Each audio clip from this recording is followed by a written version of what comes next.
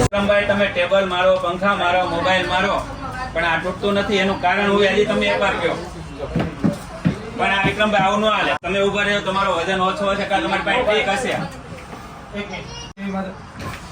Seriously ચડી જાઓ. મજાક કરું છું હું તમને. હજી કોઈ ચડાવે છે? અને આ તૂટી જાય. નો તૂટે. ચડી જાઓ એમાં, ચડી જાઓ. ઓહો ભાઈ, બધાય ક્લેપ કરો યાર. પ્રાઇઝ ને બધી રીતે.